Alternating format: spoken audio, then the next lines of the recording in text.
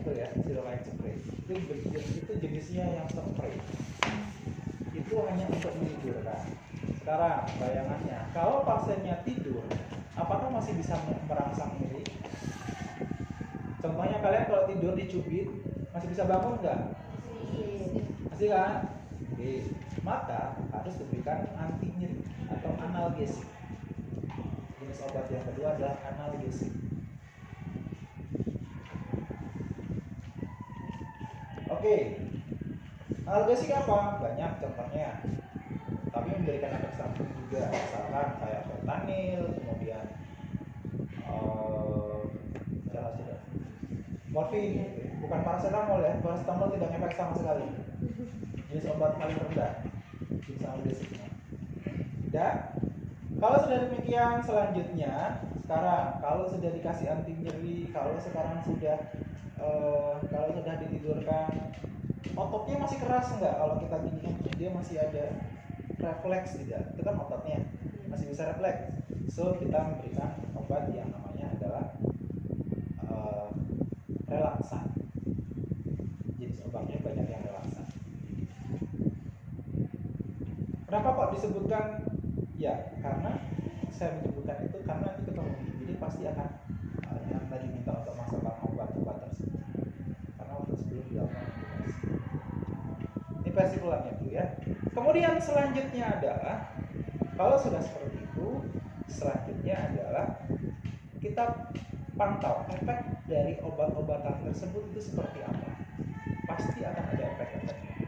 Entah itu bradikardi, jantungnya bisa berdetak dan lain sebagainya. Setiap pemberian terapi farmakologi, setiap obat-obatan pasti akan di efeknya. Makanya dari itu harus dipantau dengan pemasangan bedside monitor. Tahu bedside monitor? Yang ada TTP-nya bisa kita pantau, kemudian ada SpO2-nya, kemudian ada tensinya, ada nadinya di situ, itu yang kita lihat. Kalau sudah komplit semuanya, barulah kita menyiapkan alatnya. Nah, alat yang kita butuhkan, alatnya tadi ya. Alatnya kita siapkan stetoskop, sudah di kalungan, kemudian ada apa namanya ini? Bag.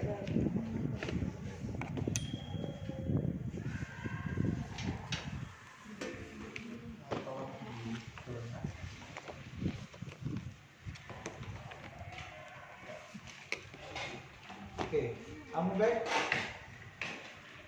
Kemudian selanjutnya ada laryngoskop, sudah siap juga. Laryngoskop, ini seperti tadi, ini dipasang seperti ini sampai dia menyala. Oke, kalau menyala sudah, jadi sudah itu. Kemudian ETT, endotracheal selang ETT-nya, endotracheal tube-nya itu juga kita cek apakah dicek dulu apakah dia ada kebocoran atau tidak. Caranya adalah ini nih squidnya dikasih udara 10 udara bisa diukur nggak sih? Ya sampai 10 sini lah ya. Nah, dicek apakah ada kebocoran atau tidak. Nah, kalau tidak ada kebocoran berarti aman. Kalau sudah aman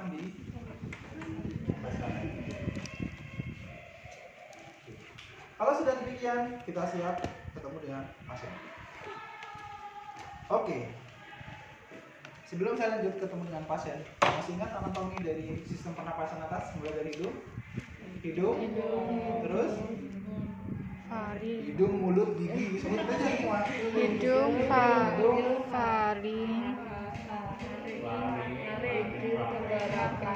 Trachea dulu atau paring dulu?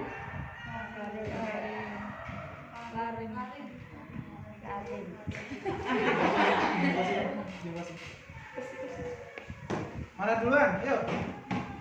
Yang bener. Sistem pernapasan. Di modul itu kayaknya. Aduh tidak. Yuk, kalau nggak punya HP. Yuk, sistem pernapasan atas. Laring trachea. Yuk, mulai dari hidung. Laring. laring, rayang, Rakean. bronkus, Alveolus. Baik, kalau dari mulut, di anatomi mulut ada apa aja? Setelah dua lidah apa? Anatominya lidah apa? Bahasanya lidah apa? Bahasa anatominya? Bahasanya guys. Kamu coba sendiri ya? Bukannya salah satu yang Hah?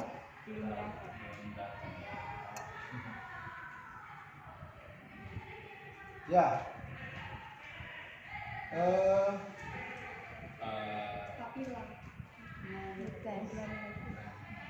Apa? Lidah guys. Search. Anatomi lidah. Lidah. Ya, sudah. Ya. Kemudian sekarang Taumu ya. yang masuk ke lambung, faring atau laring? Saluran yang masuk ke lambung melalui laring atau faring? Laring. Laring. Yakin? Rongkongan tuh apa, Pak? Saya tanya apa? Apa? Yang masuk ke paru-paru melalui apa? Faring atau laring?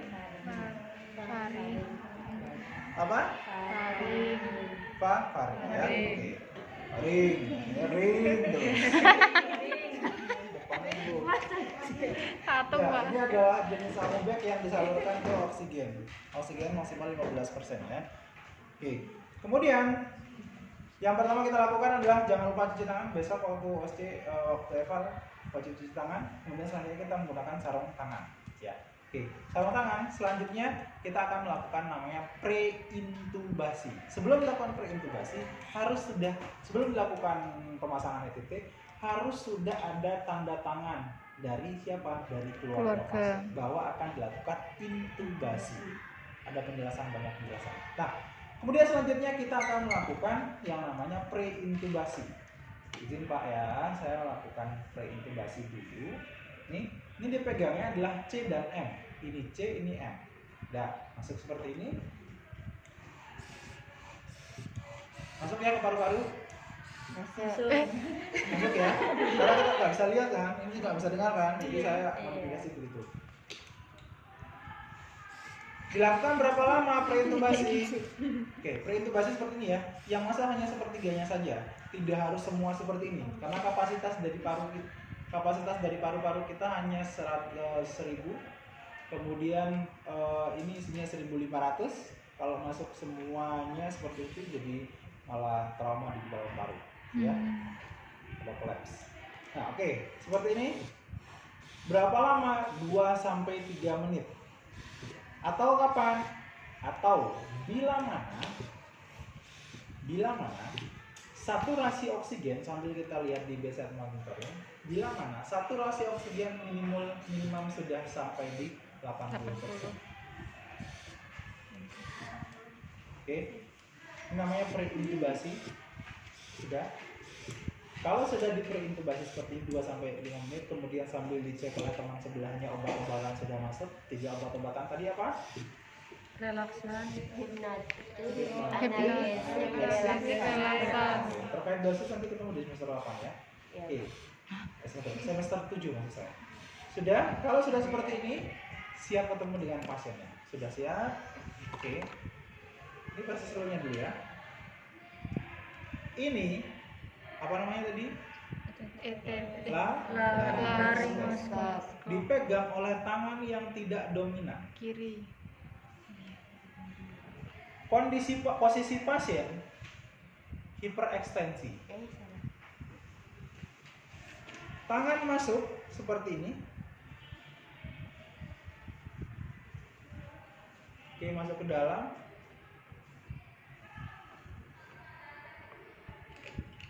Taruh kecil. Mencari apa? Lubang apa? Lari. Mencari lubang apa? Pernapasan. Mencari lubang apa? Pernapasan. Lubang masuk kepada faringnya.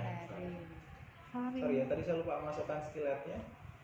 jangan sampai. Nah, oke. Faring Jalan sama dia. sih nggak lambung. Nanti besok berikan senyum sendiri ya. Itu faring. Beneran kok. Ya beneran. Dah. Oke. Dilihat seperti ini. Ada yang bisa lihat tidak lubangnya? Sini guys.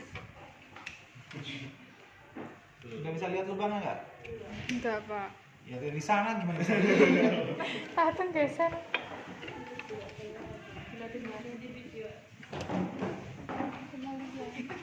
Nih, yang ini kan lidah. Di bawah lidah itu ada karina. Kalian tuh pita suara yang ada di sini.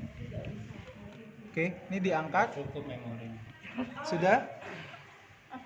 Dimasukkan ke situ. Nes, Dah. Kelihatan ya masuknya sini? Nih, Itu nih. ada berapa lubang, Pak? Ada lubang di bawah, di bawahnya juga ada lubang di bawahnya. Iya, di bawahnya faring itu ada, di bawahnya faring itu ada laring kan yang masuk ke lambung. Udah? Udah. Kalau sudah, ini pilatnya diangkat, kemudian konektornya biasanya harusnya konektornya sudah terpasang ya, tapi ini namanya konektornya tidak ada di dalam itu.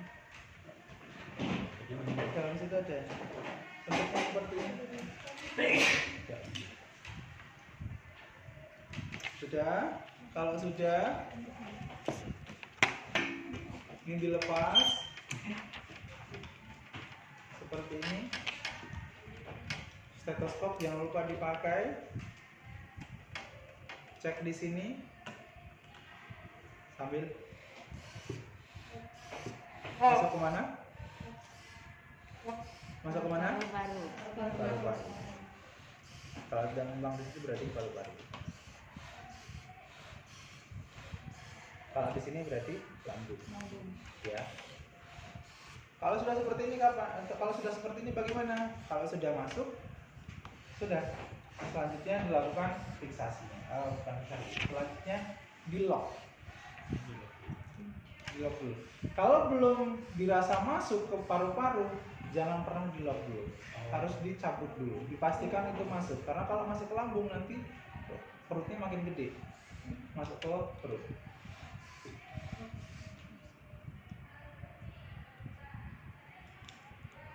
Ini dikosongkan hingga 7 sampai 8 sampai 10 karena kecil. Pakai 7 saja. Nah, supaya tidak terjadi. Nah, selanjutnya apa? Selanjutnya di plaster. Plaster saya ada. Kalau tadi pakai plasternya. Soalnya susah dipasnya. Plaster ditali di sini. Oke. Kemudian pertanyaannya, Pak, obatnya kapan dipakai? Orofaringeal airway-nya. Ketika si pasien ini mengalami seketika si pasien ini dia bisa gigit jari dan lain sebagainya. Kita nggak tahu kondisi pasien, jadi ini dipasangkan kalau dia bisa gigit jari lagi, Tidak. ya gigit lidah, gigit giginya gitu ya. Nah, cara saya lihat gigit jari yang saya ingat ya, jauh banget ya jari sama ini. Nah, oke, kalau sudah seperti ini tetap dilakukan ya. Ini dipasang rupanya menghadap ke sini. Kalau sudah menghadap ke sini kemudian dibalik. Dimasukkan, selesai. Selanjutnya pertanyaannya, Pak, suction ini dipakai kapan? Kalau ada obstruksi. Kalau ada cairan, ada perdarahan di bagian mulut ketika kita memasang. Ada yang kadang memasangnya begini banget sampai ininya rusak, laryngoscopnya rusak. Tidak juga ya, tidak boleh seperti itu. Oke, ada pertanyaan sampai sini? Ada pertanyaan? Pakai saksi gimana? Suctionnya ini ditutup, nanti disambungkan ke suction pumpnya. Oh. Ini disambung, ada sambungannya. Ini tinggal di suction ya. Diangkat. Enggak harus lewat opa sih. Pada saat pemasangan juga langsung bisa. Ini kan ada opanya, ada ruang. Seperti ini.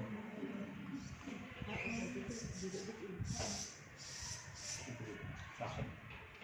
Oke, kalian belum pernah di rumah sakit? Sudah. Sudah kan? Di rumah sakit mana? Harjo.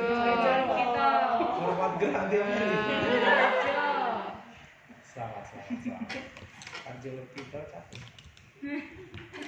Dek. Ngeri-ngeri sedap. Siap komandan.